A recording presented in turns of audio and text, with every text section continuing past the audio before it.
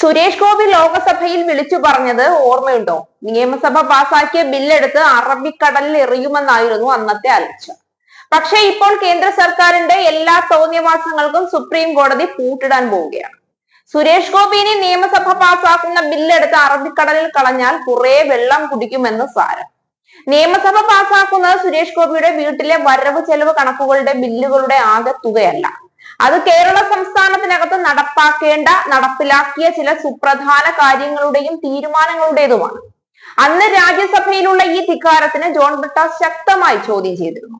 ഗവർണർമാരെയും സ്വന്തം ചേരിയിൽ നിൽക്കുന്ന രാഷ്ട്രപതിയെയും ഒക്കെ കൂട്ടുപിടിച്ചുകൊണ്ട് നരേന്ദ്രമോദി കേരള സംസ്ഥാനത്തിനോടടക്കം ഇത്രയും കാലം കാണിച്ചുകൊണ്ടിരുന്ന അനീതിക്ക് കിട്ടിയ വലിയ തിരിച്ചടിയാണ് ഇപ്പോൾ ഗവർണർമാരുടെയും രാഷ്ട്രപതിയുടെയും അധികാര പരിധി നിശ്ചയിച്ചുകൊണ്ടുള്ള സുപ്രീം കോടതിയുടെ സുപ്രധാന വിധി. വിധി വന്നതോടുകൂടി മോദിക്ക് മുട്ടിടിച്ചു തുടങ്ങി. എങ്ങനെയും അപ്പീല് പോയി ഈ തീരുമാനം റദ്ദു ചെയ്യിച്ചേ അടങ്ങൂ എന്നുള്ള കടുത്ത നിലപാടിലാണ് മോദി.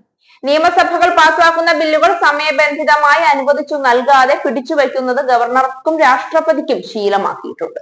ഈ സാഹചര്യത്തിലാണ് കേരളവും തമിഴ്നാടും ഉൾപ്പെടെ പല സംസ്ഥാനങ്ങളും കോടതിയെ സമീപിച്ചത്.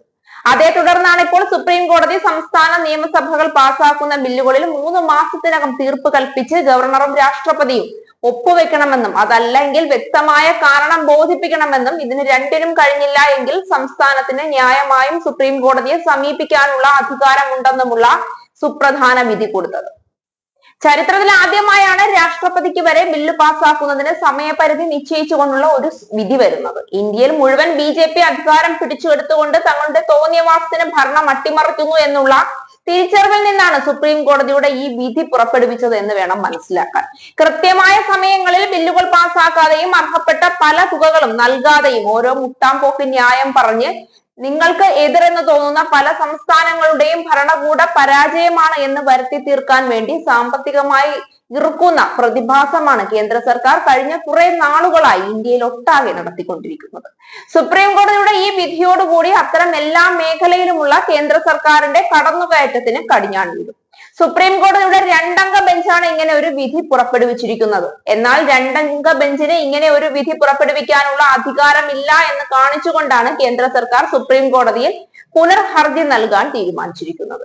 ഒരു ഭരണഘടനാ ബെഞ്ചാണ് ഭരണഘടനാ ആർട്ടിക്കിൾ സംബന്ധിച്ച വിധി പുറപ്പെടുവിക്കുന്നതും തീരുമാനങ്ങൾ എടുക്കേണ്ടതും. എന്നാൽ ഇവിടെ അങ്ങനെയല്ല എന്നാണ് ആഭ്യന്തര മന്ത്രാലയത്തിന്റെ വാദം. കൂടാതെ രാഷ്ട്രപതിയുടെ അധികാര പരിധി സുപ്രീം കോടതിക്ക് നിർണ്ണയിക്കാൻ സാധിക്കുമോ എന്നുള്ള ചോദ്യവും കേന്ദ്ര ആഭ്യന്തര മന്ത്രാലയം ഉന്നയിക്കുന്നുണ്ട്. മോദി സർക്കാരിന്റെ വാക്കുകൾക്കൊപ്പം രാഷ്ട്രപതി ചലിച്ചുകൊണ്ടിരിക്കുന്ന സാഹചര്യത്തിൽ ഇന്ത്യയുടെ പ്രധാനമന്ത്രി പദവും രാഷ്ട്രപതി പദവും ഒരു തരത്തിൽ നരേന്ദ്രമോദിയുടെ BJP സർക്കാർ തന്നെയാണ് കൈയാളുന്നതെന്ന് പറയാം. അത്തരത്തിൽ ഇന്ത്യയിലെ എല്ലാ സംസ്ഥാനങ്ങളുടെയും പോലും അധികാരം പരോക്ഷമായി നിയന്ത്രിച്ചുകൊണ്ടിരുന്ന മോദി സർക്കാരിനേറ്റ ഈ തിരിച്ചടിക്ക് പുനർഹർജി നൽകി വിധി മാറ്റിമറിക്കാനുള്ള ത്വരിത പുറപ്പാടിലാണ് മോദി.